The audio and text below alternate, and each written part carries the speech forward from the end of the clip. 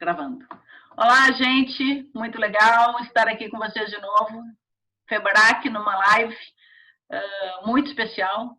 Temos a honra de receber com a gente, diretoria da FEBRAC, presente aqui nessa live hoje, ministro Roberto Rodrigues.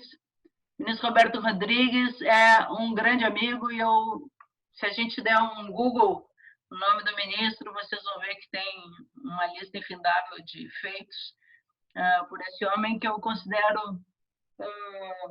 O Google, por exemplo, na Wikipédia, diz que a carreira dele se divide em 3 ramos, né? Acadêmica, agrícola e cooperativa. O ministro tem uma carreira invejável em todos esses 3 tópicos, além de ser um humanista, um homem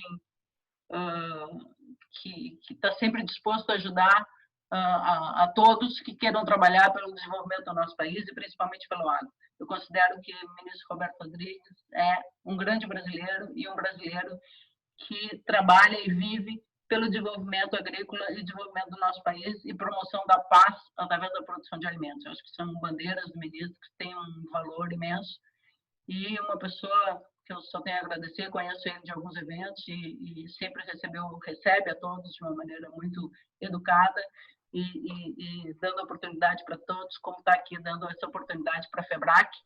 Eu vou convidar o Leonardo Lamacchia, nosso presidente da FEBRAC, para fazer, então, uma apresentação dos membros que estão com a gente hoje aqui e saudar o ministro. Contigo, Lamacchia.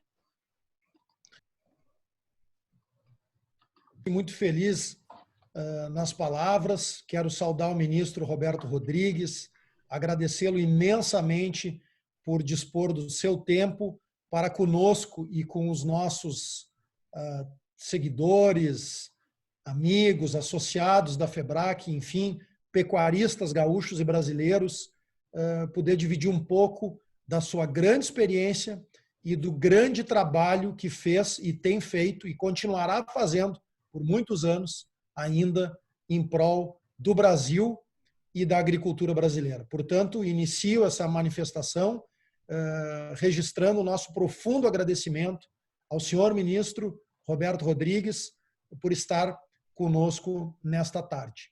Cumprimentar a Elizabeth Cirne Lima, nossa ex-presidente, nossa atual vice-presidente, ex-presidente da Associação Brasileira dos Criadores de Gado Devon, o nosso vice-presidente João Francisco Bade Wolff. O João Francisco Wolff foi diretor financeiro da Angus, é vice-presidente da Comissão de Pecuária de Corte da Farsul, um pecuarista de mão cheia, um homem experiente nos 2 lados, nas entidades e na lida diária como produtor rural, como pecuarista, tem dado também grande contribuição com o seu trabalho junto à FEBRAC.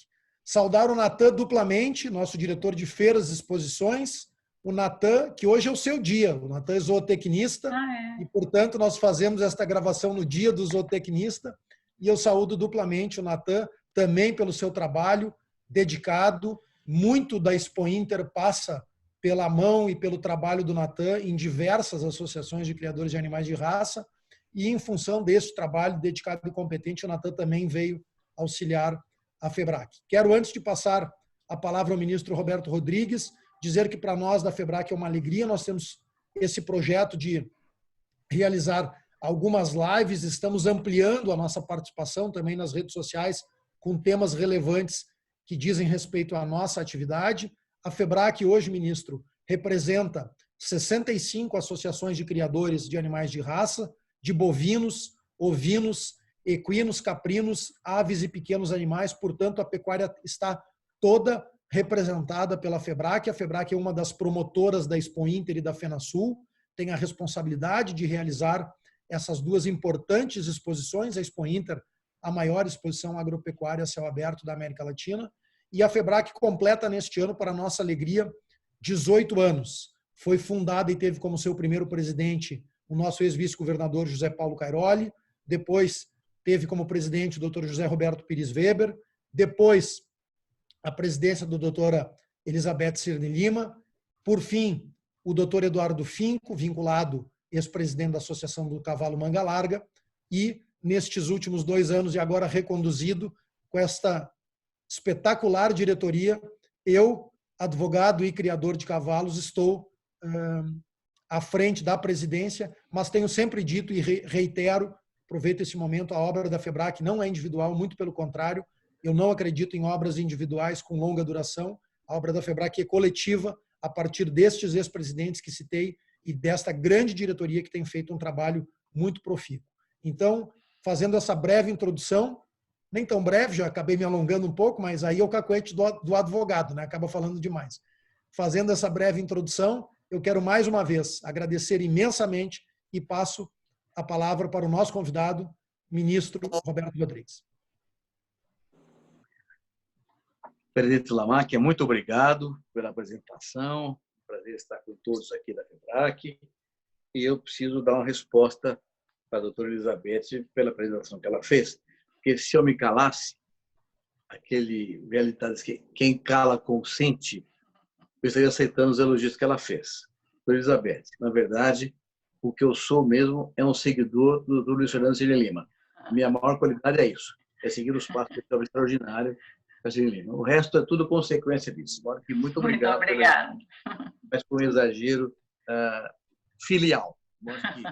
Vamos dessa forma. Meus amigos, então, aqui, mais uma vez, agradeço pela oportunidade, estou honrado com essa chance de conversar com vocês todos da FEBRAC.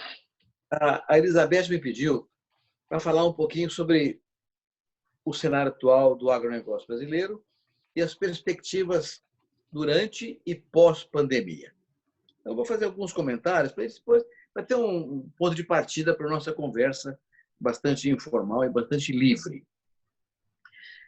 Mas o ponto de partida é o seguinte: essa pandemia trouxe à consciência coletiva, universal, uma informação que a gente já sabia a vida inteira e que estava desapercebida pela maioria da população no mundo todo. Que é o seguinte: a gente pode ficar sem comprar sapato, sem comprar roupa, sem comprar automóvel, sem comprar eletrodoméstico, mas não pode ficar sem comprar alimentos, sem comprar comida. E o tema da segurança alimentar, que foi o tema que dominou a origem da PAC, a política agrícola comunitária no pós-guerra na Europa, voltou à baila. Segurança alimentar voltou a se transformar num tema prioritário em todos os países do mundo.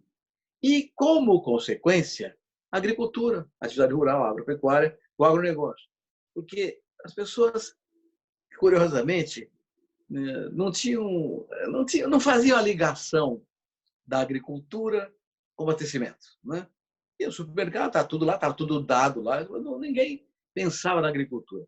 Mas essa pandemia mostrou à sociedade brasileira e urbana no mundo todo que a agricultura não parou de trabalhar nem um dia, o produtor rural continua trabalhando de dia, de noite, plantando, colhendo, tratando, industrializando, distribuindo, embalando, e isso garantiu a segurança alimentar. Então, eu tenho lido artigos do mundo todo com essa temática sendo tangenciada diariamente. Então, o que é o resultado disso? Eu acho que é um upgrade de respeitabilidade da agricultura em todos os países do mundo. Uma valorização, uma respeitabilidade, uma admiração e até uma gratidão para a agricultura e para o trabalho que os produtores rurais fazem no Brasil e no mundo.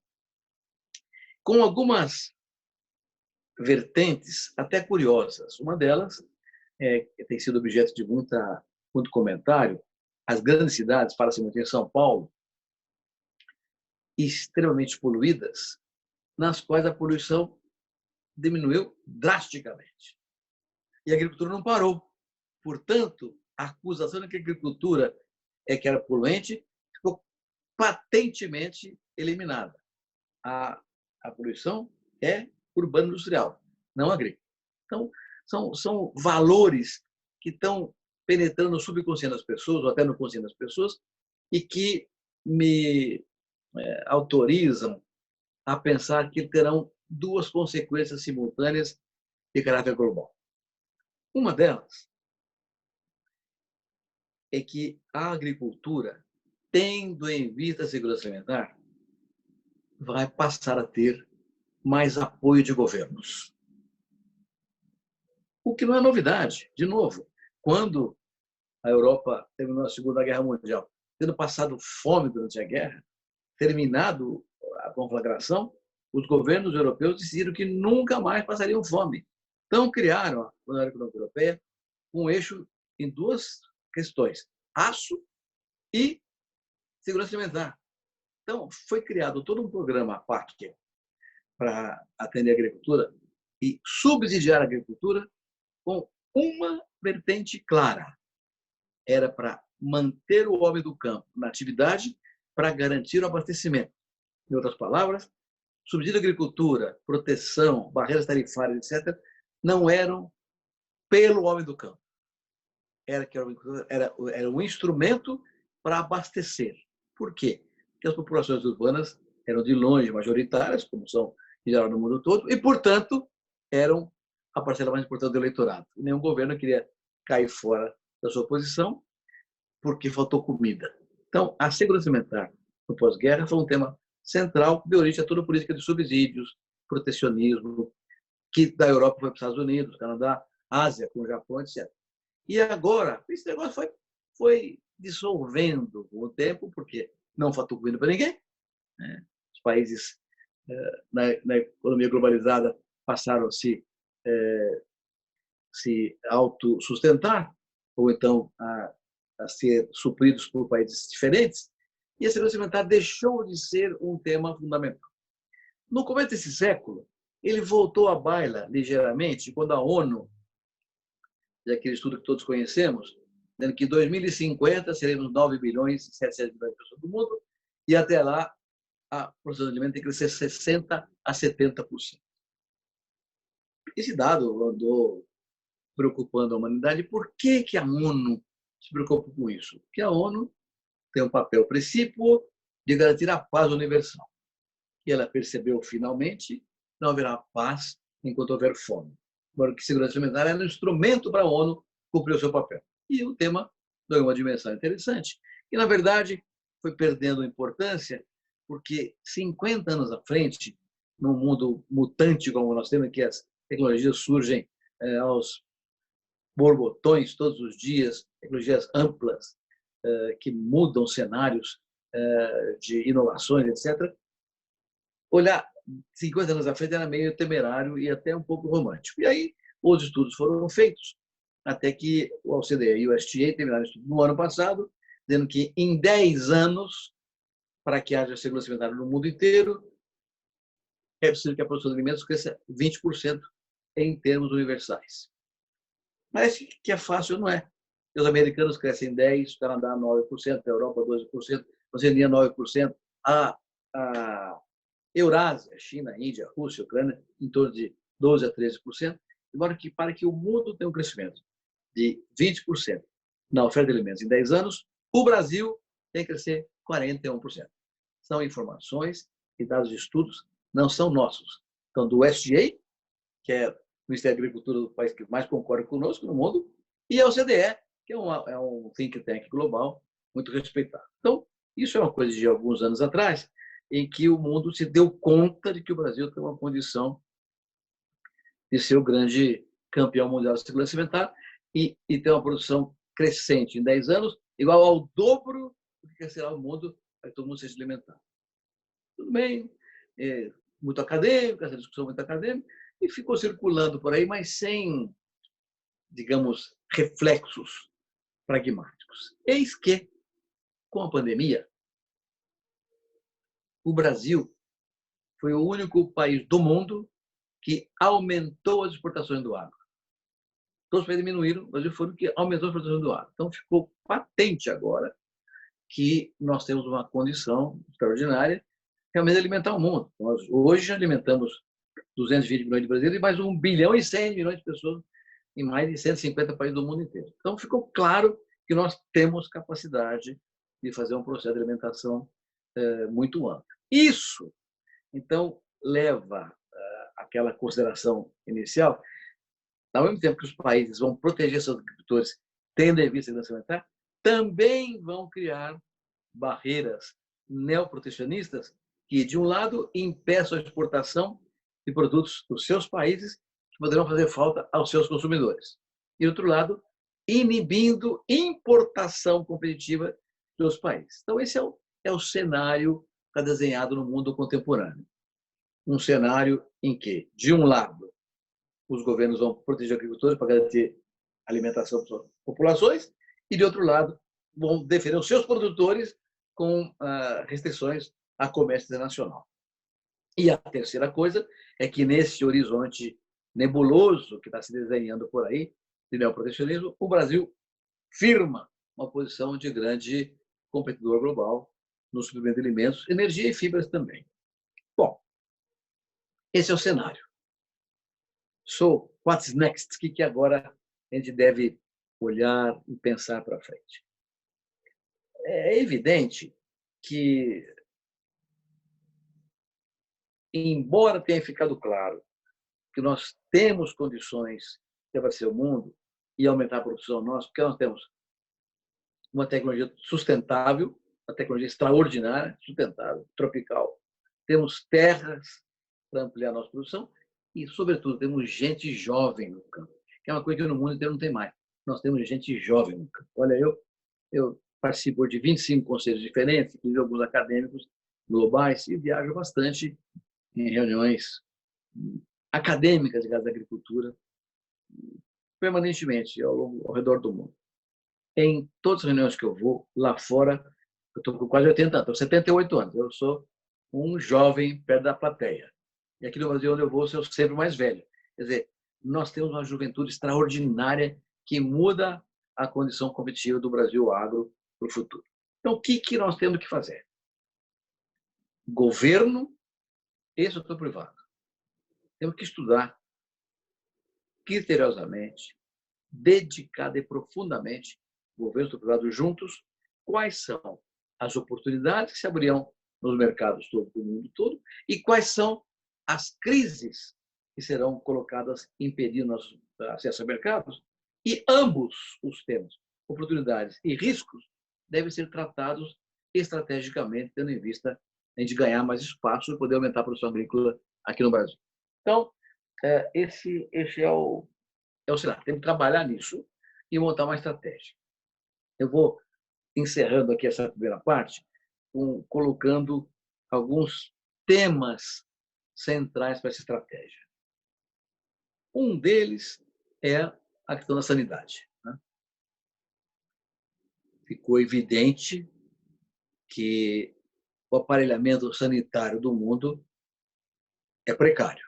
Não conseguiu antever uma pandemia dessa gravidade, nem universalmente, através do OMS, que perdeu o protagonismo claramente nesse momento, e nem no interior dos países. Então, a régua da sanidade vai subir fortemente no mundo. E aí, nós, Brasil, já temos uma condição de ensinar muito ao mundo inteiro. Nós já temos hoje uma atividade sanitária na indústria de carnes, na indústria de alimentos, muito rigorosa e muito forte. Sofreu aí algumas panes nos anos passados, como a carne fraca e outros momentos, que foram defeitos que ainda existem localizados em algumas regiões. Mas o nosso programa sanitário é muito bem feito e é respeitado. Podemos ser exemplo para o resto do mundo e temos também que corrigir alguns problemas que ainda existem e que não são graves e são conhecidos. Então, a questão sanitária, para mim, é um tema central no futuro de curto prazo. Outra questão é a diplomática. Nós ficamos aí mais de 20 anos tentando um acordo da União Europeia-Mercosul, que era um acordo central para o Brasil ampliar suas exportações para o continente, velho continente. 20 anos demoramos. De repente, a guerra entre Estados Unidos e China mostrou ao mundo que ficaria mais caro proteger os produtores da Europa, os países desenvolvidos, do que comprar de quem produzisse mais barato, que é o nosso caso, do Mercosul. E rapidamente saiu o acordo europeu-Mercosul. Sofreu alguns abalos, porque esqueceram de avisar os produtores de lá, e aí surgiu uma reação muito grande, mas o caminho está aberto. Então, essa questão diplomática é central. Nós precisamos ter uma ação rápida e não uma ação que tem sido colocada de alguma maneira em algumas autoridades, até membros do governo importantes, que a China é um perigo, um regime comunista. A China, os números são impressionantes. No ano 2000, há 20 anos atrás, o agronegócio brasileiro exportou 21 bilhões de dólares. Números redondos, 21 bilhões de dólares. No ano passado, 19 anos depois, o agro exportou 96 bilhões de dólares. Ou seja, nós multiplicamos por 5 a nossa exportação do agronegócio. No momento em que tivemos a grande crise financeira global, 2008 a 2010, em que o comércio mundial despencou, nós só crescemos. Então, é impressionante o que o agronegócio fez. Só que, no ano 2000, exportamos 20 bilhões de dólares, 21 bilhões de dólares. A China foi 2,7% desse mercado. Portanto, pouco mais de 5 bilhões de dólares. No ano passado, a China foi 34% nesse mercado.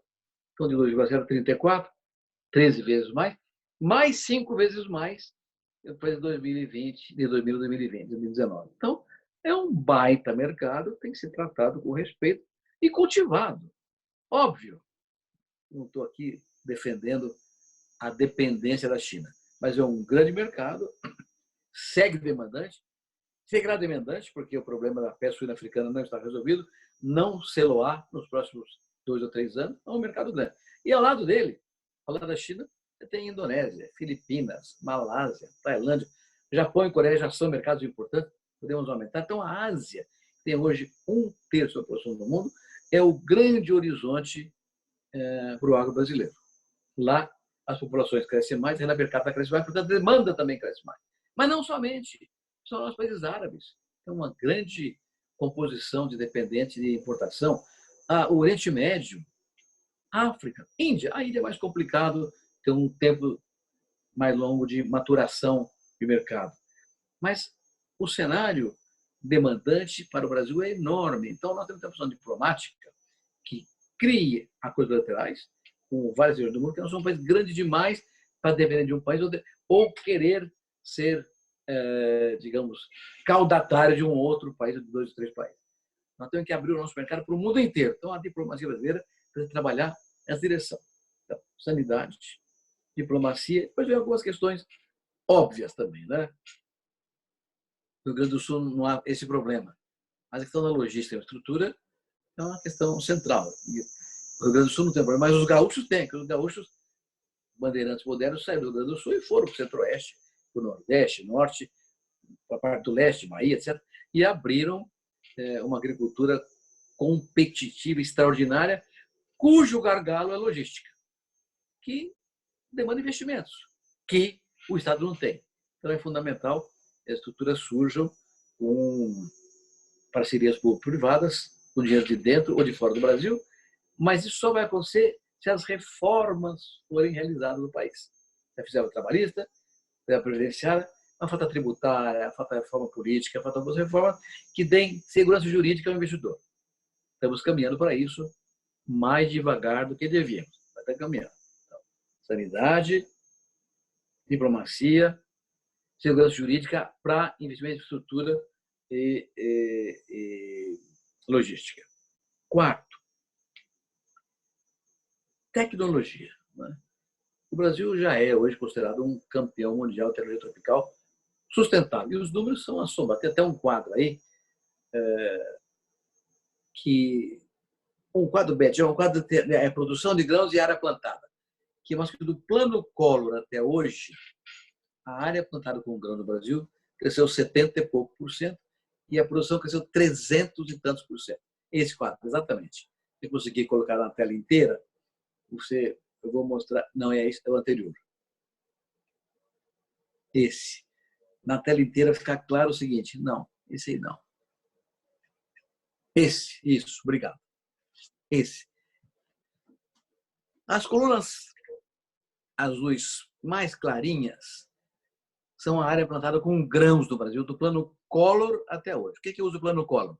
Porque do plano Collor nós vivemos num país rentista. E aí, de lá para frente, obrigado a usar tecnologia para poder produzir mais e competir mais. Então, a área plantada cresceu 72%, enquanto a produção de grãos, por essa linha fininha azul superior, cresceu 335%, ou seja, a produção cresceu 5 vezes mais que a área plantada. Essa é tecnologia. Esse número eu passo nas reuniões acadêmicas fora do Brasil, todo mundo se assombra, porque não é um paísinho de 5 mil hectares, é um país que tem 65 milhões de hectares de grão, só de grão, não é?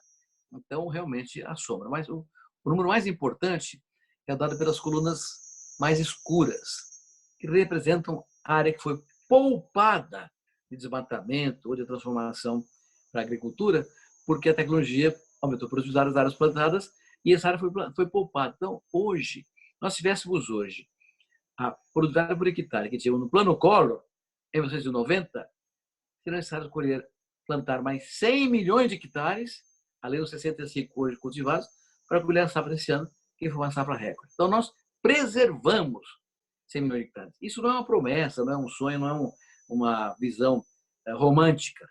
Foi feito. Qual é o país do mundo que fez isso? Então, pode tirar o mapinha se quiser, filha. Então, o que acontece? A tecnologia avançou muito com sustentabilidade. Mas isso é um processo dinâmico, não pode parar. E agora vem vindo uma nova área de tecnologia que nós temos que investir muito na digitalização, conectividade, internet das coisas, TI. É preciso investir muito mais, porque daqui para frente esse é o grande cenário novo. E nós estamos muito atrasados nisso. Pegam uma viagem de Campinas a São Paulo, que era no miolo da civilização econômica de São Paulo, o celular não funciona na parte da estrada. Então é o fim do mundo, mas fazer uma coisa de conectividade com trator e todas as colhedeiras ligadas em computador. Então, tecnologia é um tema fundamental e nele a conectividade ganhará uma importante característica. Outra questão é a questão do crédito, né? Nós estamos vendo agora, com a pandemia, que os bancos estão encolhendo a oferta de crédito. Faz sentido, estão com medo, né? Está surgindo um círculo vicioso assombrador, aí, assombroso, em que você fala, não vou pagar você porque eu não fui pago. Então, cria um circuito de não pagamento. Então, os bancos não querem correr muito riscos. Eles só correm o risco onde não tem risco, né? Então, o crédito vai ficar caro, complicado, e aqui há uma expectativa muito grande de que o crédito rural seja um instrumento acoplado ao seguro rural. Isso implica, obviamente, uma posição de governo muito mais séria do que tem tido até hoje, para que as coisas avancem. E é importante se diga que a ministra Tereza Cristina da Agricultura, uma ministra extraordinária, tem uma sorte de lotar essa moça lá, ela está trabalhando duramente para que o seguro rural tenha uma dimensão mais abrangente e, somado com o crédito, reduz o risco bancário de todo o mercado e aumente uma condição de segurança, como fez a Europa no pós-guerra, por causa da razão da segurança alimentar. Então, de novo, sanidade, diplomacia, infraestrutura, tecnologia, crédito. Ainda vou usar mais um último tema, que é o tema da gestão, né? Tecnologia é uma questão transitada e julgada no Brasil. Todo agricultor, todo produtor rural, agricultor, pecuarista, todo mundo sabe que sem tecnologia não compete e vai ser expulso do processo. Então, não compra quem não pode. Tecnologia é dado, é coisa universal. Tu não sabe que tem que ter e comprar. Gestão não é tão universal assim. Ah, meu pai fazia, meu avô fazia. Então, está difícil você mexer com gestão. Mas com a questão da conectividade, nós precisamos investir em gente jovem. É jovem que mexe com o computador, que mexe com uma facilidade enorme, né? Eu sempre conto uns 2 natais atrás, eu ganhei um aparelho de som. Bonitinho e tal, todo empacotadinho. Ah, vou instalar um aparelho de som. E peguei o aparelho de som e peguei o livreto. Falei, não, vou fazer 1 ano de curso. Chegou o netinho meu, 17 anos lá, em 10 minutos estava funcionando o aparelho de som. Então, nós precisamos treinar gente, a gestão, nós temos que ter uma gestão muito mais concentrada em gente com um nível diferenciado para inclusive tratar com a conectividade de máquinas, equipamentos, drones, etc. Gestão ambiental, gestão financeira, gestão tributária, são temas, e gestão de risco, são temas que incorporam hoje uma condição de sobrevivência à agricultura muito importante. Então, essas questões nós temos que tratar. Parte delas tem a ver com o governo, mas tem a ver conosco mesmo. Nós temos que cuidar disso e avançar bastante intensamente. E tudo isso, agora estou encerrando, viu? Tudo isso embrulhado num tema eminentemente virtuoso, que é a sustentabilidade.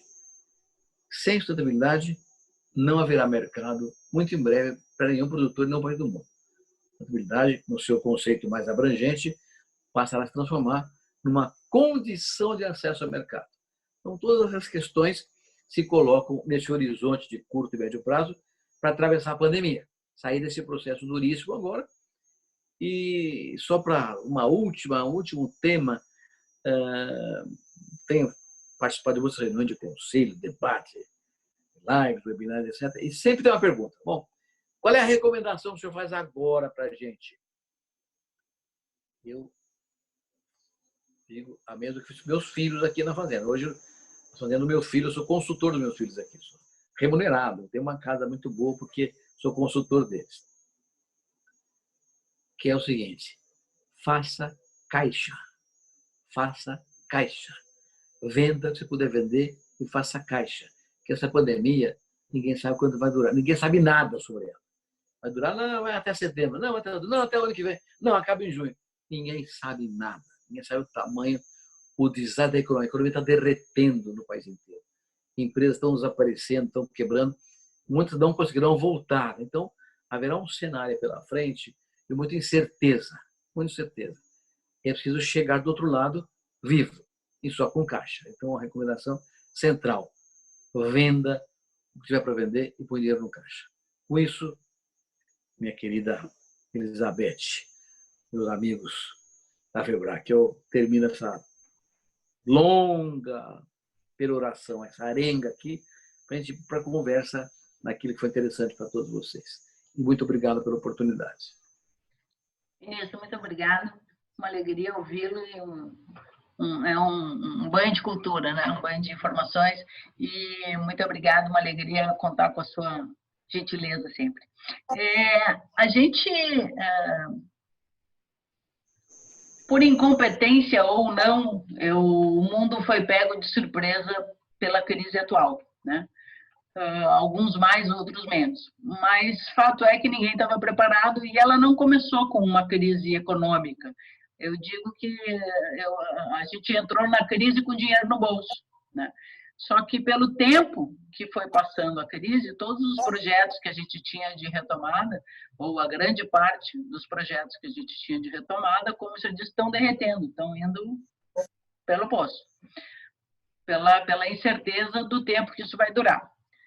Mas, como o senhor disse lá no início, a agricultura não para, o agricultor não para, o campo não para, a gente segue produzindo, a gente segue batendo recordes de produção, a gente segue batendo recordes de exportação. Recentemente, né, nos últimos meses, agora no meio da pandemia, o Brasil cresceu e bateu recordes mundiais de exportação de grãos, mostrando toda a pujança e essa competência que o senhor mencionou, calcada, concordo em gênero, número e grau com o senhor, basicamente em competência tecnológica e no fator humano que a gente tem no país, né?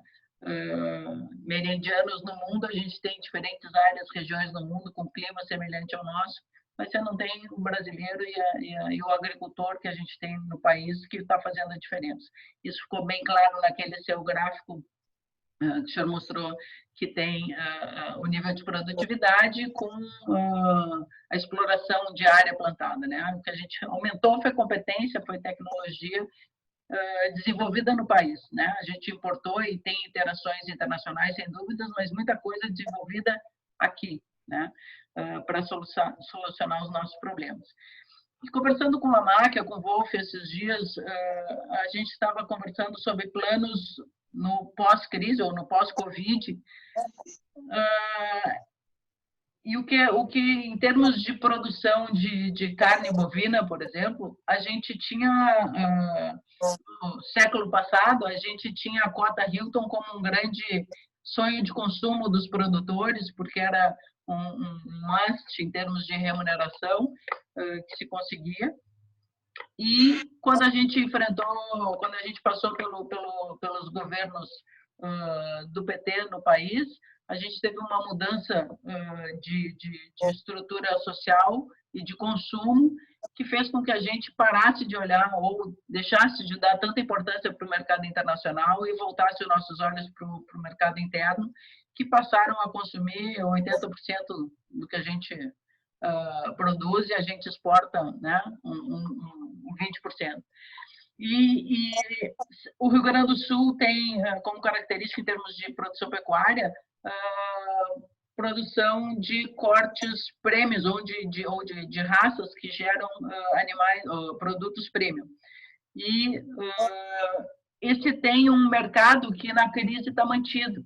A gente tem um consumo, um aumento de consumo de carnes no Rio Grande do Sul nesse período de crise, porque o pessoal está ficando mais em casa, faz mais churrasco, come mais carne, e a gente tem um mercado que está andando aqui.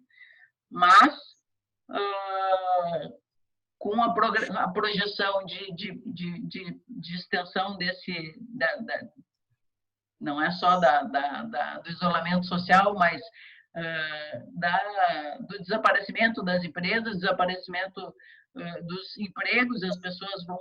Certamente isso vai mudar muito, a crise vai chegar, a crise financeira vai chegar, a gente não entrou nesse quadro com crise financeira, mas vai sair dele com uma crise financeira, sim, importante, que já está começando, que a gente já está sentindo na comercialização dos animais em casa, todo mundo tem gado em casa para vender, e poucos são os que estão vendendo e recebendo, né? Pelos produtos vendidos em termos de bovino de corte, já estamos nessa situação. Em termos de mercado internacional, a gente tem situações muito diferentes e alguns países já se recuperando, já começando a fazer planos de saída da crise do Covid e, consequentemente, começando a contornar a crise econômica. Como que o senhor... Eu sei que ninguém tem bola de cristal, mas como que o senhor enxerga aí a nossa produtividade, toda a produção já realizada, ou colhida ou por colher, nesse cenário aí de crise interna e talvez recuperação de mercados internacionais? Proteína animal, basicamente, está perguntando, né? Carne, né? Eu tenho conversado com gente que... pecuária não é a minha praia, tá certo? Eu tenho conversado com gente que entende disso aí bastante e tenho estudado um pouco esse assunto também. Você falou muito bem, a Covid veio da China, né? Onde já tinha peste suína africana, que já tinha derrubado 400 milhões de cabeças de porco. Então, ideia, a China consome mais ou menos 4 milhões e meio de toneladas de carne de porco por mês. O Brasil produz 4 milhões por ano. Isso. Então, é um mercado quase que insaciável, o da China de suína. Eles estão trabalhando rigorosamente para, em 3 anos, conseguirem reorganizar o sistema produtivo com novos modos sanitários para ficar livre de problemas como tivemos com a peste suína africana. Mas a gripe aviária também está na China. E não só na China, em outros países asiáticos. E chega na Europa também. Então, e nós temos essa questão sanitária, graças a Deus, até bater na madeira aqui, muito favorável do nosso lado. Então, os analistas estão apostando que a demanda global por carne só tende a crescer. Só tende a crescer. E, aliás, é bom que se diga, se a produção de grãos cresceu 327% naqueles 30 anos, a produção de frangos cresceu 450%. Menos 240%. Então, são crescimentos. E não é só grão e carne, também café, cana, laranja, tudo nós tivemos com a injeção tecnológica e o crescimento foi espetacular com base na produtividade. Então, aliás, a pecuária de corte tem sido o setor que mais avançou nos últimos 10 anos. Hoje nós temos menos área de pasto e mais produção de carne do que tínhamos há 10 anos atrás. É uma coisa notável, é pura, né? Essas raças que você citou, que hoje também o Centro-Oeste está entrando em cruzamento industrial. Então, o cenário global de demanda por carnes é um cenário relevante nos países emergentes. Agora, vamos dar um pulinho nos Estados Unidos. Está acompanhando, a pandemia está fechando fábricas nos Estados Unidos. Fábrica de carnes industrializadas, de frango, de porco, mas não estão importando nada da gente. Então, a proteção está firme lá, não querem, estão segurando as pontas, então não estão abrindo mercado para nós. Estão precisando. O que está acontecendo nos Estados Unidos? Migrando para um vegetarianismo. Isso. Não que o povo queira ser vegetariano, mas por falta de alternativa, e não compra o carne da gente. Então, esse tema que eu falei antes, do protecionismo, que vai renascer agora com um certo vigor e uma certa preocupação da minha parte aqui, vai determinar o cenário global de demanda de carnes. Mas os analistas que conhecem o assunto garantem que na Ásia o mercado não vai diminuir tão já, tende a crescer. Legal, obrigada. Léo, você quer fazer algum comentário, um link com a atuação da FEBRAC no apoio no Estado para a suspensão da febre aftosa, as aberturas de a liberação da vacina de aftosa no Estado? Sim, Beth. Não, eu queria primeiro parabenizar o ministro aí pela introdução. Acho que passou e abordou temas fundamentais que só a visão de quem tem a longa experiência e a profundidade de conhecimento que ele tem conseguem perceber alguns desses temas e colocar com tanta simplicidade assim para nos esclarecer efetivamente sobre tudo esses 5 eixos aí da sanidade, da diplomacia. Achei muito interessante essa abordagem. Eu vou, ministro, mais uma vez lhe agradecer, porque eu vou sair daqui uns 5, 10 minutinhos aqui do nosso Zoom, em função de um outro compromisso, mas queria que, se o senhor pudesse abordar um pouquinho, esse parece que é um consenso, né, de que o mundo demandará mais proteína animal. E eu tenho dito, quando questionado sobre esse passo que o Rio Grande do Sul está dando, está buscando dar, porque as entidades deram um voto de confiança ao governo do estado para que iniciasse o processo de retirada da vacina. Mas nós só iremos deliberar de forma definitiva da parte das entidades depois de nós vermos as recomendações do Ministério atendidas e termos a segurança de que o governo do estado do Rio Grande do Sul efetivamente tem condições de defesa sanitária para que nós possamos dar um passo desta magnitude. Até porque o produtor gaúcho e o pecuarista gaúcho é quem vai pagar a conta se isso der errado, e já pagou essa conta em 2000 e 2001, quando nós tivemos os focos em Joia e naquela região, e aquelas imagens ainda são muito vivas na cabeça do produtor gaúcho de utilização de rifle sanitário. Aquilo é muito dolorido, né, para todos nós.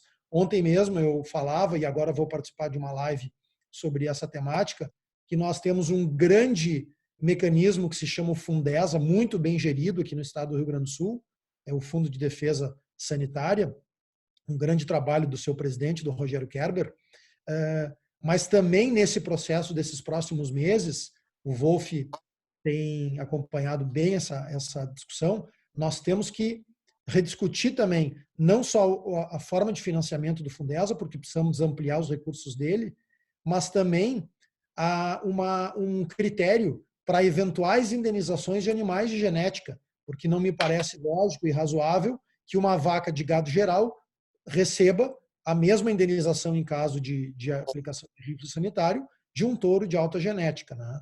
E também estamos trabalhando na criação de um banco genético, que eu acho também muito importante para nós termos essa segurança. Mas fiz essa introdução e queria lhe ouvir um pouquinho, a partir da sua experiência em tantos organismos e com a sua experiência no Ministério como ministro da Agricultura do Brasil, como é que o senhor enxerga este passo que o Rio Grande do Sul dá de retirada da vacina? Será que nós conseguiremos acessar o mercado europeu? Será que o mercado japonês, porque o Japão é um país interessante. O Japão compra do Uruguai, que vacina.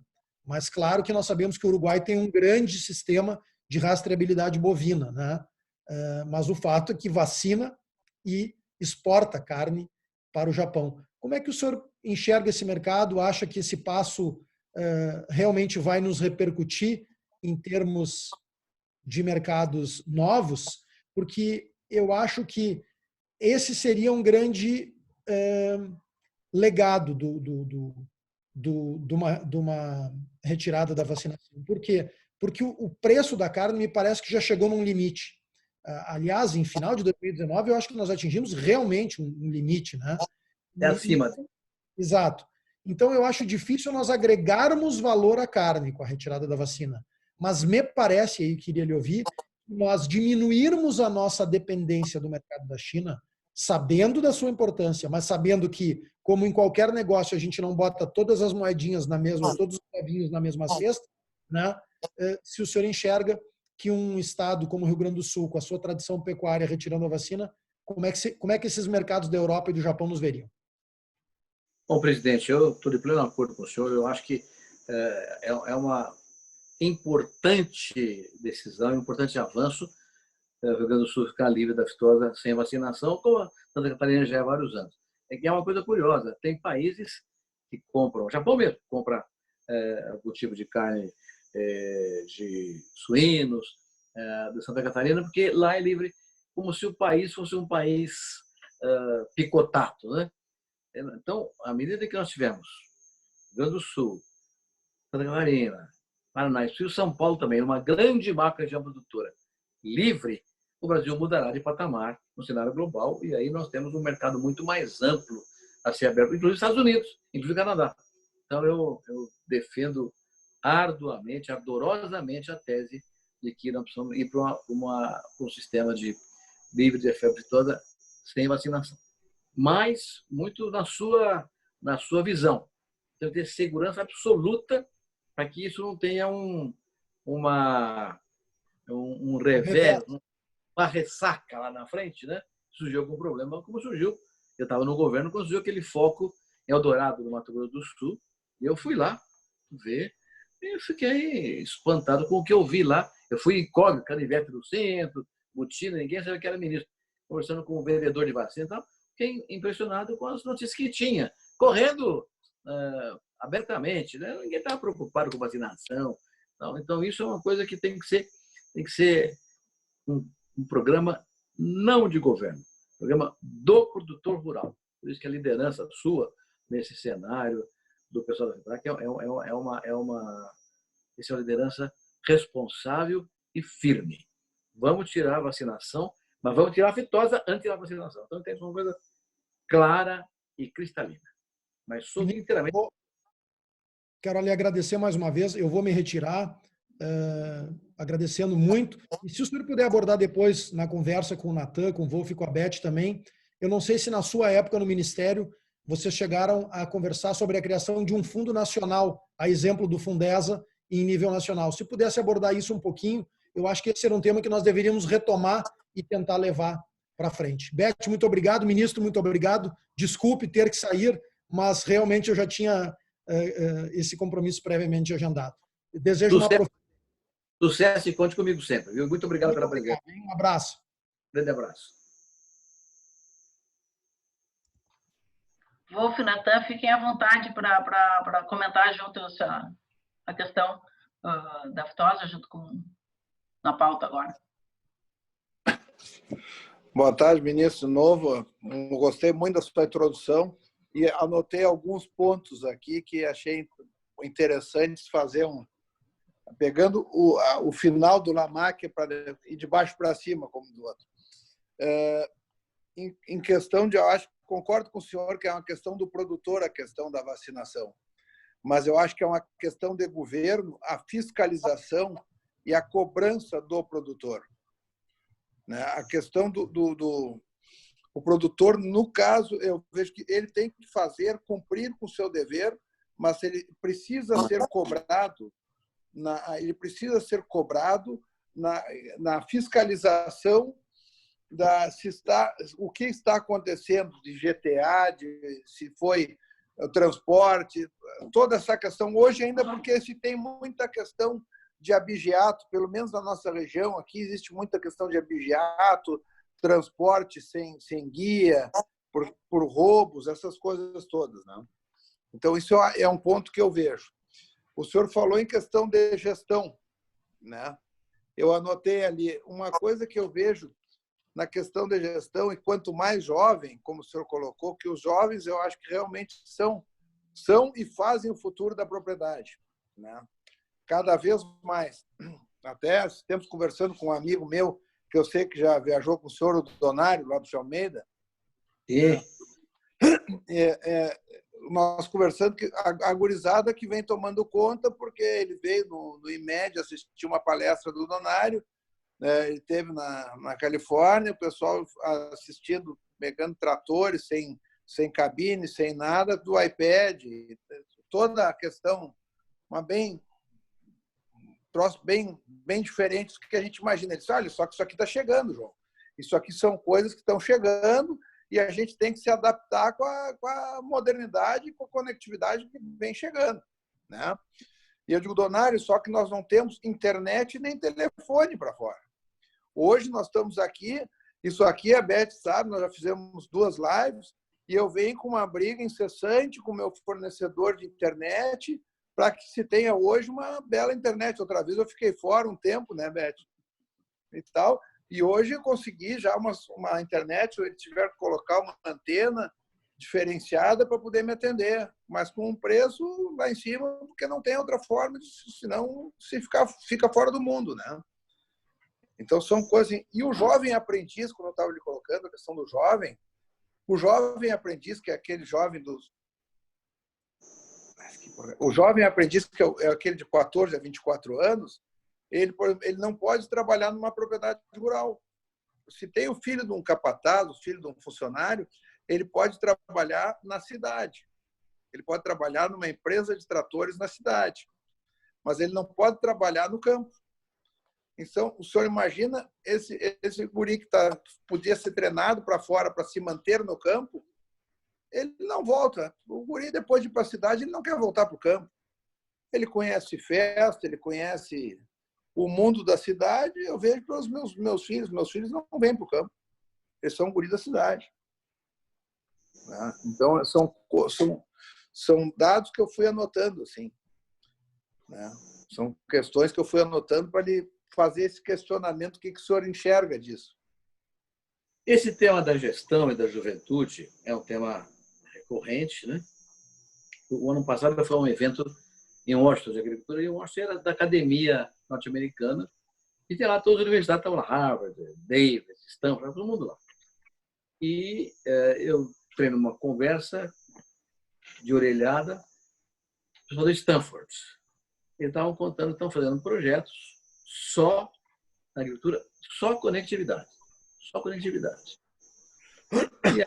E aí, como é que a equipe são agrônomos treinados? Não tem mais agrônomo.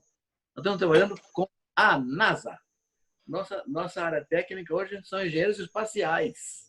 Bom. É outro mundo. É outro mundo. Aí eu estava falei, mas como é que é isso? É muito simples. Daqui a alguns anos lá no Brasil, você não vai morar na fazenda. Vai morar em São Paulo, ele levanta às 6 horas da manhã, aperta o computador no pé da cama ali e vai aparecer a temperatura do solo, a temperatura do ar, a umidade do solo, do ar, o vento, a velocidade do vento, a direção do vento, uma série de informações climáticas que permitirão você tomar decisão ali mesmo. Bom, então, já que o vento é desse, vou pulverizar aquele talhão número 153, porque o drone passou por lá e tem uma arinha que tem que pulverizar lá. Apertou o botão, já tem um drone pronto na garagem, já sai carregado lá, já pulveriza e volta, e você vai fazer isso tudo informatizado, tudo satélite. Vai ter um cara na fazenda lá coordenando tudo isso aí, vai ser no satélite. E quando chegar na época da colheita, você dá uma ordem, sai 3 colhedeiras da garagem, sem operador, do escritório, do computador, vão lá e colhem, você avisa a cooperativa, o caminhão buscar a madeira da cooperativa. Então, vai ser um negócio muito mais simples e muito mais complexo. Mais simples. Tecnologia. Então, a juventude essencial. Outro dia eu ouvi uma conversa, achei muito engraçado. Da minha idade, já um velhinho, falou, olha, no meu tempo, né, nós éramos 6 irmãos, né, ele contando, nós éramos 6 irmãos, e meu pai falou, você vai ser engenheiro, você vai ser médico, você vai ser padre. E o mais burro, que era eu, ele falou, fiquei na roça ajudando meu pai. Era uma seleção negativa. Hoje, o pai fala, filho, quer ficar na roça? Vai estudar, negão. vai estudar. Então está mudando o cenário. Hoje, a mão de obra na agricultura é muito mais selecionada do que era no meu tempo, no tempo dos meus pais. A gente vinha meio na galera. Hoje não, hoje o cara, para ficar na agricultura, tem que ser treinado. Então, vou dar outra informação. No ano passado, eu fui na Agrishow, aqui em Ribeirão Preto, e eu que criei há 25 anos atrás, que eu era secretário de São Paulo, e tinha lá uma máquina extraordinária de uma empresa americana que colhe 60 de soja por dia. Então eu falei para o meu amigo, que é o presidente da companhia, eu falei, escuta, 60 hectares, eu tenho só 100 hectares. Tem uma máquina que colhe 60 hectares, não me interessa a máquina, é só uma máquina pequena. Ele deu um argumento extraordinário. Olha, o mundo é um mundo liberal capitalista. Para eu vender um motor de 500 cavalos, eu gasto muito menos tempo e converso com o produtor do que eu tenho um motor de 50 cavalos. E o de 500 cavalos vale muito mais, muito maior do que de 50 cavalos. Então, é claro que a tecnologia industrial está dirigida pelo produtor, maior produtor. E aí ele falou, olha, nós estamos produzindo máquinas e colhedeiras para daqui a 3 ou 4 anos não ter mais operador. Vai ser tudo do escritório. 3, 4 máquinas arranjadas por um camarada só no escritório. Mas lá no Centro-Oeste, em São Paulo, em Campinas, Ribeirão Preto, eu estou aqui, o telefone celular falha. Daqui para Ribeirão, a película falha o celular. Como é que nós estamos vendendo hoje as máquinas com a torre. É um pacote tecnológico. Então, isso é que vai acontecer. E é inevitável. É inevitável. Né? E ele me falou uma coisa que ele falou, olha, esse pacote tecnológico vai permitir uma redução de custo até 20%. Ora, se o produtor reduz o custo dele em 20% e eu não reduzo o meu, estou fora. Eu quebrei. Que o preço vai ser dado pela média e não pela minha produtividade, pelo meu custo de produção. Então, bem-vindo aí uma onda de competitividade na linha tecnológica e a conectividade central que exigirá uma juventude interessante. Na Europa e na Ásia, particularmente, não tem mais jovem no campo. Os jovens querem ir fora do campo. Ninguém quer ficar. Tanto que na Europa, hoje, 30% da produção agrícola na Europa hoje é terra arrendada. Os velhos não podem mais tocar, não quer, o filho não quer ficar, arrenda para a empresa que toca a propriedade, num nível profissional muito mais amplo, muito mais competitivo. Aqui no Brasil, eu dei aula na escola de agronomia 34 anos. Agora, aqui, quando faz 70 anos, é a compulsória, você é expulso da universidade. É uma besteira. Agora estou muito melhor para dar aula do que quando eu tinha 50 anos. Mas, enfim. Quando eu comecei a dar aula, há 50 anos atrás, eu tinha 5 alunas. Hoje, tem 50 alunas. E essas moças estão ganhando todos os prêmios da Escola de Agronomia, Veterinária, Zootecnia. Todos os prêmios. São preparadas, determinadas, rigorosas. Elas fazem. A menina hoje, aqui no computador, menininha, agrônoma, você pergunta para ela, ela sabe exatamente qual é o preço da soja hoje em Chicago, em Roterdã, aqui na temporada do Porto de Santos, ou no Porto de Paranaguá, qual é a próxima partida que a Bunge vai estar comprando. Sabe tudo. Se choveu na Argentina ou não, sabe tudo. Então, você toma decisões muito mais consideradas que tem gente que dá a coisa pronta para você. Então, eu acho que, até de gestão, nós temos que ter uma evolução muito maior que tivemos. Tecnologia já vencemos essa parada. Gestão não ainda. E há muita coisa para fazer. Muita coisa para fazer. Então, realmente, é um cenário interessante. Mas, aqui no Brasil, diferente da Ásia e da Europa, o jovem quer ir para o campo. Por quê? Tem renda. Tem um horizonte de ganhar dinheiro. Então, ninguém vai fazer uma coisa para ficar pobre. Ninguém quer ficar pobre, quer ganhar dinheiro. Então, a juventude quer ir para o campo porque tem um cenário econômico e financeiro favorável. Ô, Natan, você que é o nosso jovem da turma aí, quem sabe você dá uma palhinha para a gente de como que você vê desse cenário tratado? Olá, pessoal. Hoje, como Dia do Zootecnista, eu estou me sentindo presenteado aqui por esse momento, por essa oportunidade de ouvir o senhor Roberto Rodrigues, né? Assim como o nosso presidente Lamáquia colocou no início, realmente é uma oportunidade imensurável. Então, gostaria de parabenizar senhor ministro, pela explanação, pela didática colocada e também aí deixar uma saudação aos colegas, né, profissionais pelo dia de hoje. Eu também acabei anotando alguns pontos em comum aí com o Rolf, né, e um pouco o ministro já explanou sobre a sua visão, né, ministro, sobre essa questão do envolvimento do jovem no campo, mas é comum também, embora nós tenhamos esse cenário e vários fatores que nos traga perspectivas muito positivas, né, quanto à posição do Brasil como fornecedor de alimentos, enfim, a gente percebe com frequência a preocupação com a sucessão rural, né? E como é possível, na sua opinião, motivar cada vez mais a permanência desse jovem no campo, embora a gente saiba que é uma fonte de renda, mas como é possível motivar ainda mais esse envolvimento e principalmente que ocorra essa permanência, né? Natan, você mexeu comigo agora, né? Eu tenho eu dei aula há 34 anos, então trabalhei com jovem a vida inteira, e estou em Vargas hoje, de novo, conversando com a juventude que quer vir para o campo. Nós vamos ter um mestrado na GV sobre gestão de agronegócio, que é um negócio espetacular, cheio de gente eminentemente urbana, não é gente que é da roça, não é gente urbana que quer ir para o campo, porque enxerga lá uma oportunidade na cadeia produtiva, não é na fazenda só, é na cadeia produtiva como um todo, de fazer uma vida profissional exitosa. Mas, eu tenho até medo de falar o que vou falar para vocês aqui agora, e ser interpretado como um sonhador. Eu não sou um sonhador, eu construí muita coisa, tem um legado dado, então não sou sonhador. Mas, olha, quando você coloca uma semente no chão, que tem milhões de dólares de tecnologia embutida nela, genética, melhoramento, resistência, rusticidade,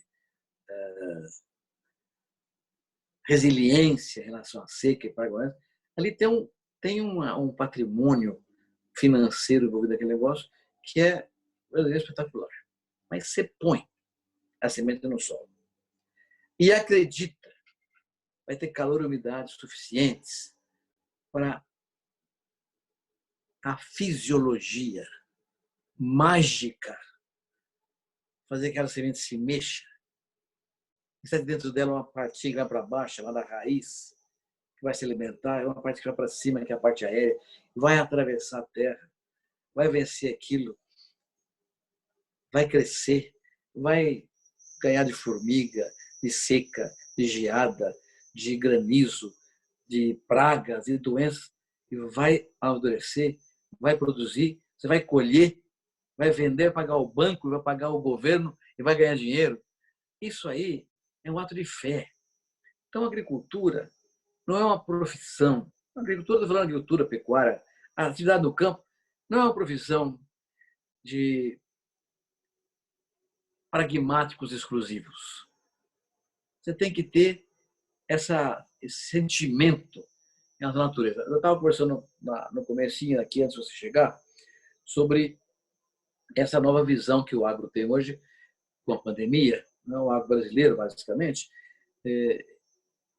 As pessoas começaram a falar, puxa vida, a agricultura não parou de trabalhar o tempo inteiro. Os caras estão trabalhando, estão plantando, estão colhendo, estão industrializando, estão embalando, estão distribuindo, estão sendo alimentados por essa agricultura formidável. Então, eu acho, sinto isso muito claramente, até comigo, que há uma respeitabilidade em relação à agricultura. Mas, eu até me emociono com essas conversas aqui, porque velho tem esse problema, velho se emociona muito fácil. Mas, veja bem, Natan, isso é dado por uma regra superior chamada natureza. É ela que determina a hora de plantar, a hora de cultivar, a hora de pulverizar, a hora de colher. Então, nós somos míseros assessores da natureza. Nossa assessoria é trazer tecnologia para potencializar aquilo que ela já faria naturalmente. Então, isso aí, você está convencida disso aí. Tem que ter essa certeza de que está fazendo uma coisa sublime. Produzir alimentos é uma coisa sublime. Então, não é para qualquer pessoa. Não adianta você... Não, eu quero fazer... Não, eu não quero. Eu quero ser advogado, eu quero ser médico, eu quero ser padre. Vai ser. Mas a agricultura é para vocacionar, pessoa que está vocacionada. Vou falar uma coisa aqui. Como isso aí vai ser editado, Beth, você corta esse negócio depois no vídeo, você vai publicar aí. Não vou cortar nada, hein, ministro? Você corta, vou botar uma coisa meio romântica para você. Eu levanto muito cedo, 5h30 da manhã, sento aqui no terraço da minha casa e fico olhando o sol sair da cama. Daquela espreguiçada e tal, e coisa, e sai e bluf, vai iluminar o mundo. E é um negócio de uma beleza única. Eu vi a lua cheia, você já viu a lua cheia esses dias, semana passada, a lua cheia? Agora de chorar, ver a lua cheia. Quem é que vê aquilo na cidade? Não vê. Nem o nascente, nem o poente, nem a lua que se vê. Mas, mais do que isso, domingo passado, eram umas 7h30 da manhã, eu estava sentado aqui, estava friozinho, estava protegido, e deu uma brisa forte. Deu uma brisa forte. Olha, eu estou aqui há 70 anos, aqui está fazendo. Deu uma brisa forte e teve uma chuva de folhas. Eu tenho um jardim grande, com árvores que eu plantei durante 70 anos, plantei árvore, tudo quanto é tipo de árvore tem aí. Todas as árvores derrubaram folhas. Todas. Era uma chuva de folhas. Estou aqui há décadas. Eu nunca tinha visto isso. Não prestei atenção nisso. O que era? Era a natureza informando. Gente, outono chegou. Eu estou mandando trocar folha porque o outono chegou. Essa coisa, essa beleza, Natan, da natureza a qual a gente se associa para produzir, é uma coisa mágica. Então, não é qualquer pessoa mesmo que vai se convencer disso. Eu dei aula há 34 anos para zootecnia, agronomia, veterinária e agroindústria. Não era todo mundo que tinha vocação. Tinha gente que estava lá, queria ser professor. Eu vim aqui treinar para ser professor. Outro queria ser cientista. Outro queria ser construtor rural. Mas tinha 10% que queria ficar na roça. É gente que tem esse sentimento de que a relação do homem com a natureza ela é divina, é sublime. Então, tem que contar isso para as pessoas. Estava falando para você, quando eu planto uma semente, ela foi produzida por cientistas, médicos, biólogos, engenheiros agrônomos, cientistas. Formados aonde? Em universidades urbanas. Então, eu dependo da cidade aquela semente ter sido gerada. Eu vou usar um trator, uma plantadeira, construída onde? Numa fábrica que é urbana. A fábrica está na roça, está na cidade. Então, dependo do cidadão urbano que trabalha naquelas empresas, engenheiro, operário, para ter o trator e a plantadeira. Eu vou usar adubos, são feitos em fábricas urbanas. Defensivos são feitos em fábricas urbanas. Eu vou usar um banco para dar o crédito, o seguro, que é urbano. Eu vou ter um caminhão que vai transportar de um lugar para o outro em rodovias foram feitas por empresas urbanas. Então, quando eu planto uma semente, eu não faria isso sem a cidade. Eu dependo da cidade. Aí eu planto, cultivo e colho. E quando eu colho, o que eu faço? Eu mando aquilo para uma indústria, para um benefício, que vai embalar aquilo. Isso é indústria urbana. A embalagem é urbana. Vai para onde? O supermercado, que é urbano. Uma loja, uma padaria, um bar, que é urbano. Ou vai exportar para um porto, que é urbano. O advogado fazer o contrato é advogado urbano.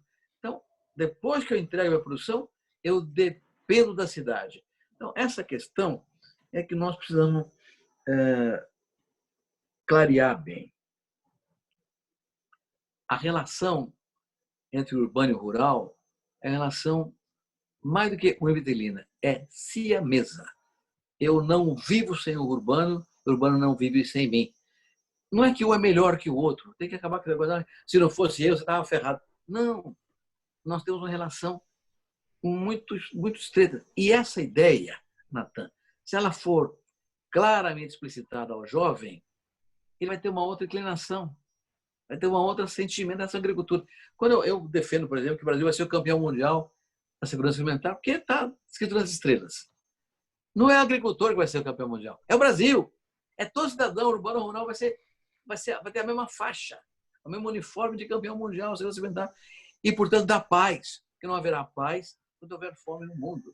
Então, essas informações têm que ser comunicadas de uma forma que eu não sei fazer, mas que tem gente que sabe como é que comunica, é mostrar para o cidadão, para o jovem, que ele tem um papel que transcende o papel dele ganhar dinheiro. Ele está dando um papel dele, os seus filhos e seus netos serem campeões mundiais da única coisa que vale a pena, que é a paz. Legal. Perfeito.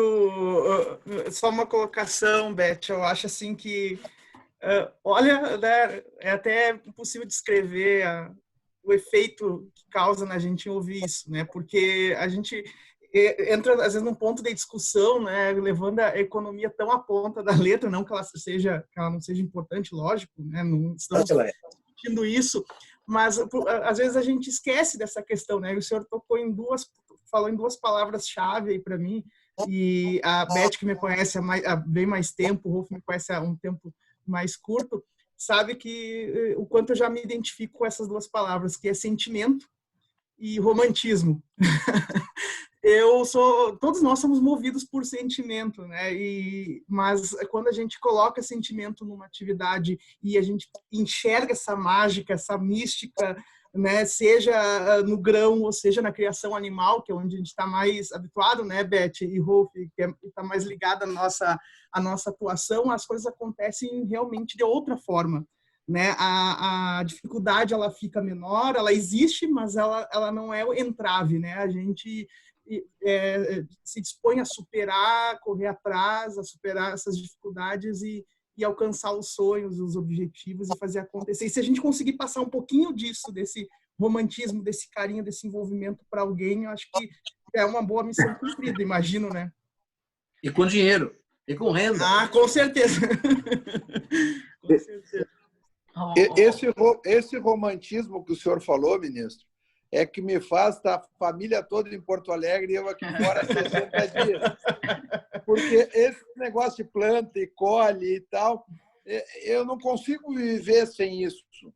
E quando começou essa pandemia, como o povo chama, porque eu digo, eu não sou dos mais crentes a esse negócio todo, mas quando começou toda essa história, eu vim para fora, já que tinha que se colher arroz, colher soja, plantar pasto. Eu digo, bom, vocês não querem me acompanhar, eu estou indo. Tchau, eu estou indo para fora. E aí eu brinco, eu vou a Porto Alegre, dou uma olhada, busco o que tem que buscar, né? Eu não posso ficar sem meu charuto, também que faz mal, se eu ficar sem, e volto para fora. Porque não tem como ficar... Eu entendi muito bem, quando cai a folha, quando... O que era aquela lua a semana passada? Aquilo lá ninguém vê na cidade. Não tem como preço. enxergar aquilo na cidade. Tem preço. Não tem preço. Não tem preço. Não tem não preço. Acontece de novo? Né? Não. Aquela lá não vê de novo. Aquela lá não vê de novo. Uma coisa a gente pode ver aqui, desculpe, Wolf, mas o olhinho de todo mundo está brilhando aqui, né? Porque é essa emoção, é esse sentimento da folha caída e da lua nascendo. Pode ser piegas, mas, porra, arrepia. Arrepia. Uma coisa que o senhor comentou lá no início, logo que começou, e o pessoal ficou todo mundo em casa, em tudo que é grupo, que eu participo de vários, como apareceu, a Baía de Guanabara está limpa, as tartarugas voltaram a aparecer, e aí eu botei nos grupos que eu participo, pois é, e o agro não parou, o agro segue trabalhando, a vaquinha segue pastando, olha lá, que nós não somos o vilão da história. E daí o pessoal começou, Wolf, tu tem razão, realmente, tu vê, o agro está andando. Eu digo, pois é, vocês vejam como vocês batem em cima do lado errado. Né? Até nós não temos vaca na Baía de Guanabara, então tu vê que as tartarugas não são um problema na Baía de Guanabara. Então, várias coisas vão aparecendo. Tem o lado bom, que, né, eu digo, o lado bom da pandemia é mostrar que a gente não é o bicho-papão. E aí vocês estão tocando num assunto que o ministro tinha referido, que eu acho que é importantíssimo, que é a questão da comunicação.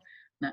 A gente estava comentando antes de um amigo jornalista comum, um jornalista do agro, que tinha no passado me entrevistado, e um dia ele falou, pô, Beth, queria ir lá na tua fazenda filmar para a gente fazer uma gravação lá no campo e tal. Eu falei, não quero que vá lá em casa, porque a minha fazenda não tem nada a ver com a fazenda que aparece na Rede Globo, entendeu? Ninguém vai achar que aquilo é um horror.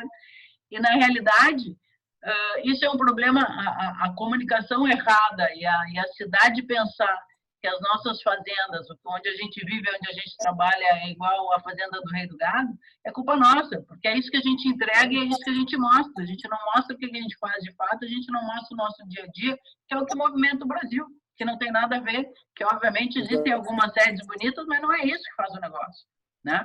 Muito pelo contrário, hoje o que faz o negócio é o que sai do chão, é o arroz, é a soja, é o milho, esse arrepio, essa vontade de meia-lua agregada à tecnologia e competência. Né? A sede é importante, tu ter uma casa boa para tu viveres, mas eu vejo que o negócio hoje é custo, hoje ela representa custo. Né? Tá isso me disse um senhor muito sábio. Isso me disse um senhor muito sábio quando nós dividimos aqui há 27 anos atrás. Doutor Luiz Fernando Cirne Lima, que foi o nosso grande divisor aqui. Eu derrubo o galpão na fazenda quando não serve para nada, porque aquilo só me dá tanto prejuízo. Eu sob orientações, Beth, derrubei várias casas aqui que estavam inutilizadas e eu só escutava a vozinha do doutor Luiz Fernando. Não te serve, tu bota para o chão, que sai só despesa. Bem assim. Eu o recebi aqui na fazenda há uns 30 anos atrás. Mas, Beth, eu acho que temos que caminhar aqui, já estamos aqui há 1h30 conversando. Eu queria pedir licença para tratar de um tema que nós não falamos até agora ainda, que é o tema do cooperativismo. Boa. Na linha da gestão, vamos fazer um pouco de proselitismo aqui. O que diferencia um país desenvolvido do país não desenvolvido é o grau de organização da sua sociedade. Quanto mais organizada for uma sociedade, mais transparente ela é, mais democrática ela é, mais estável ela é e menos suscetível a eleger qualquer picareta que enganou num discurso populista ou safado. Então, a sociedade organizada é uma sociedade estável. Ora, o que é o cooperativismo? O cooperativismo é o braço econômico da organização da sociedade. Então, tem que ser entendido como um fator de avanço social e econômico, porque junta as pessoas em torno de um projeto, um resultado econômico, não é um projeto político, não é um projeto institucional, romântico, o que seja. É um projeto político. A cooperativa a empresa é uma empresa, baseada em princípios, de valores universais, mas é uma empresa, tem que triunfar.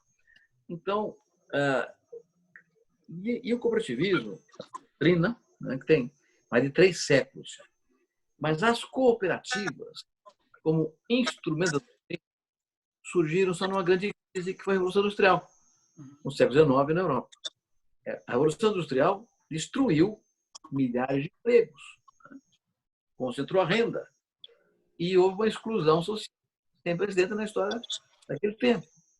Os excluídos se juntaram à cooperativa e montaram um sistema coletivo de trabalho que virou um sucesso e hoje o mundo tem 1 bilhão e 100 milhões de pessoas no mundo inteiro. Então, se imaginar que cada um tiver 3 dependentes, são quase 5 bilhões de pessoas no mundo inteiro ligadas à cooperativa. Ora, nós temos 7 bilhões e meio, tem 5 milhões de cooperados, não há nenhuma religião no mundo com o peso do cooperativismo contemporâneo e com resultados espetaculares. Então, essa essa informação é relevante. A cooperativa surgiu na crise. Quando o Muro de Berlim, houve aquele pandemônio, aquela ventania liberal varreu a Europa inteirinha, o mundo todo, as cooperativas ressurgiram com mais vigor ainda. Pois bem, então agora numa pandemia que é a maior crise contemporânea, a maior crise desde a febre amarela, não, ou de outras que estão lá atrás. Então, na verdade, o cooperativismo vem já muito rapidamente apresentando um crescimento espetacular. E é muito importante que a gente estimule isso, porque é uma condição de garantir ao produtor uma estabilidade de renda. A economia globalizada é uma regra. A margem de quantidade de produto é cada vez menor. Então, o agricultor faz a renda como? Na escala. Ouro pequeno não tem escala, porque é pequeno. Então, ele está morto. Está morto. Não. Em cooperativo, ele faz a escala com seus irmãos e participa do processo. Então, o cooperativismo vai viver agora um momento muito relevante e eu diria que os de crédito têm uma posição cada vez mais notável e o Rio Grande do Sul é o começo do cooperativismo de crédito. Eu aprendi tudo com um gaúcho chamado Mário Cruz Guimarães, que já faleceu, um cara extraordinário, meu amigo querido, meu irmão. O cooperativismo de crédito nasceu no Rio Grande do Sul e hoje domina o Brasil. As cooperativas de crédito rural hoje já representam 20% do crédito agrícola. 20%! Por isso todo mundo tem medo delas. Então, se criarmos um apoio ao cooperativismo, com regras claras, de acordo com o que a lei, a doutrina prevê, nós vamos dar um salto de qualidade do Brasil com um cooperativismo cada vez mais moderno e atuante. A OCB hoje tem mecanismos de governança e compliance que são os mais modernos do mundo e que estão sendo aplicados nos cooperativos do Brasil inteiro com grande sucesso. Então, eu não queria terminar essa conversa nossa, Beth, de novo agradecendo muito a você, a Lamarck, ao Wolf e a Natan pelo tempo que eles perderam comigo aqui hoje. Mas eu quero que o cooperativismo é uma... Eu fui perdendo a Aliança Mundial de Cooperativas. Eu fiquei em Genebra 4 anos e viajei durante 20... Antes fui presidente do Comitê Continental, antes fui presidente da Aliança Mundial de Cooperativas Agrícolas, então eu fiquei 20 anos no Cooperativo Fora, OCB. Eu conheço 79 países do mundo inteiro pelo cooperativismo.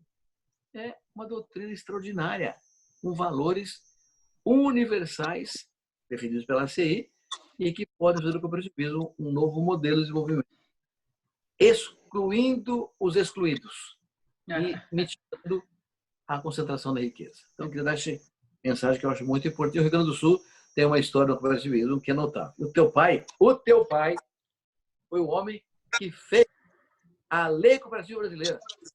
Ele que construiu a Lei Cooperativa Brasileira. Então, ele é o pai do cooperativismo moderno.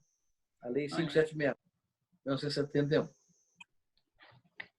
Doutor Roberto, essa é uma das ferramentas para a gente sair da crise, né? O fortalecimento das cooperativas. E nós todos aqui, em nome da FEBRAC, eu vou falar em nome do Léo, junto do Leonardo Lamarck, nosso presidente, que precisou sair para um outro compromisso.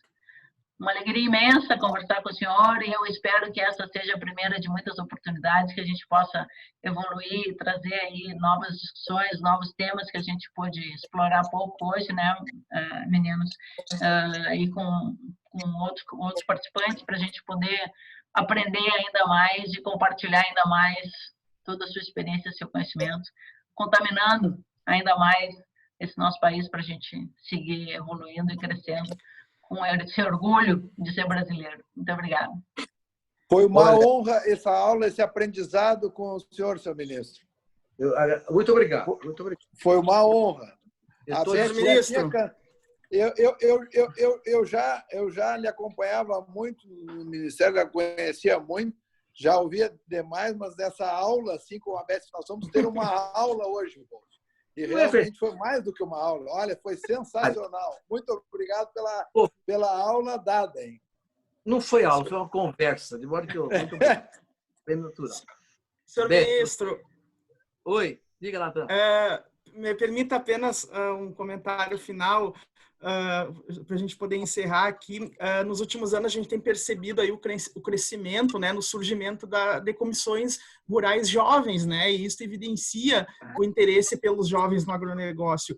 E, para finalizar, eu queria lhe pedir qual a sua mensagem ou qual o seu conselho para as novas gerações aí de defensores da agropecuária brasileira, né, frente aos tantos desafios enfrentados aí pelo setor junto à sociedade. Então, se o senhor puder deixar essa mensagem final aí para essa gurizada toda que está se motivando, que com certeza vai levar adiante aí muito do que o senhor dividiu conosco hoje.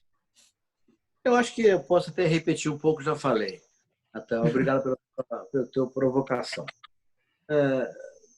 O resumo da obra é que o mundo se deu conta da capacidade que o Brasil tem de alimentá-lo.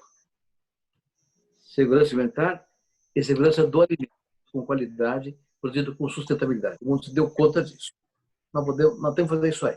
Não está dado, o mercado não está garantido, tem que lutar por isso muito.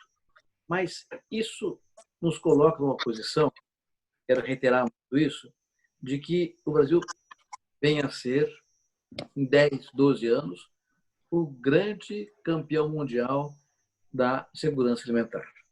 E, portanto, o grande campeão mundial da paz, porque não haverá paz onde houver fome. Eu acho que não pode ter nenhuma missão mais nobre para um cidadão de um país do que ele contribuir para que seu país seja o campeão mundial da paz. Isso, você puxa a vida. Eu sempre falo, olha, eu falo para meus netos, olha, gente, eu pretendo morrer com 100 anos, então eu tenho mais 22 anos ainda para ficar dando trabalho para vocês aqui. E eu tenho certeza que eu vou ver esse dia chegar. Eu ainda quero segurar essa taça de campeão mundial.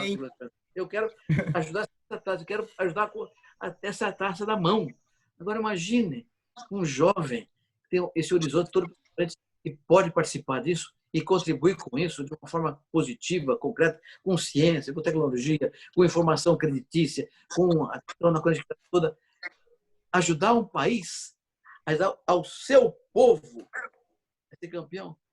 Eu não preciso do Neymar, eu não quero ser campeão mundial de futebol mais, já fui 4 vezes, mas eu quero ser campeão da paz. Isso sim, no dia que o Brasil puder levantar uma taça do Prêmio Nobel da Paz pela agricultura brasileira, pode ter honra maior. Então eu diria, jovem, acredite nisso. Acredite você, onde quer que você esteja, qualquer atividade. Você está ligado à agricultura, direto ou indireto. Por mais distante que você esteja, está ligado, porque no mínimo você é consumidor. Então está ligado à agricultura de qualquer maneira. Pense nisso e participe desse processo. Fará do Brasil o grande campeão mundial da paz. Vai valer a pena, viu, gente? Vai valer a pena. Eu quero ver isso vivo e não morto. Muito obrigada. Show de bola. Maravilha. Muito obrigado, ministro. Um grande abraço. Beth, conte Parabéns. comigo. Com uma condição, Beth.